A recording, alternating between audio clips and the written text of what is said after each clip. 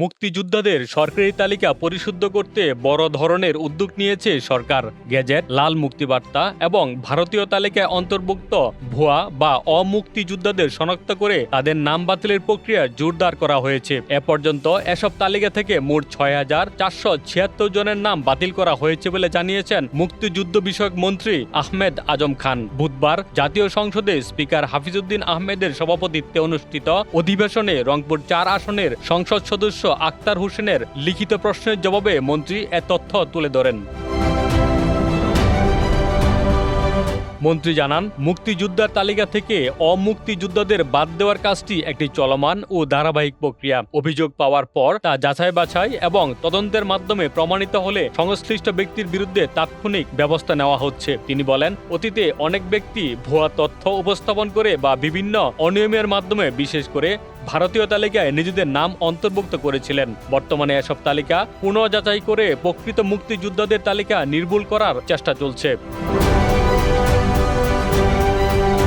মন্ত্রী আরও জানান, ২০২৪ সালের আগস্ট থেকে এখন পর্যন্ত অমুক্তিযোদ্ধা সংক্রান্ত মোট ৮৪২টি অভিযোগ জমা পড়েছে। এর মধ্যে তদন্ত শেষে ৪৮১ জনের বিরুদ্ধে চূড়ান্তভাবে ব্যবস্থা নেওয়ার সুপারিশ করা হয়েছে, যার মধ্যে তাদের গেজেট, লাল মুক্তিবার্তা এবং ভারতীয় তালিকা থেকে নাম বাতিল অন্তর্ভুক্ত রয়েছে। এই প্রক্রিয়ায় জাতীয় মুক্তিযোদ্ধা কাউন্সিল এর উপকমিটি গুরুত্বপূর্ণ ভূমিকা পালন করছে।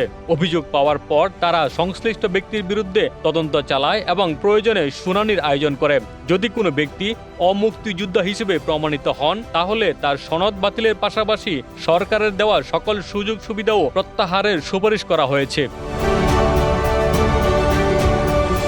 মন্ত্রী বলেন, এই উদ্যোগ শুধু নির্দিষ্ট কোনো এলাকা নয়, বরং দেশের যে কোনো প্রান্তে সমানভাবে প্রয়োগ করা হচ্ছে। রংপুর ৪ আসন সহ দেশের যেখানেই অভিযোগ পাওয়া যাবে সেখানেই একই প্রক্রিয়ায় তদন্ত ও ব্যবস্থা নেওয়া হবে। সরকারের এই উদ্যোগের মূল লক্ষ্য হল মুক্তিযোদ্ধাদের সম্মান অক্ষুণ্ণ রাখা এবং তালিকাকে সম্পূর্ণ স্বচ্ছ ও নির্ভুল করা। মন্ত্রী জানান, ভবিষ্যতেও সুনির্দিষ্ট অভিযোগের ভিত্তিতে এই কার্যক্রম অব্যাহত থাকবে এবং পর্যায়ক্রমে তালিকাকে আরও শুদ্ধ করা হবে।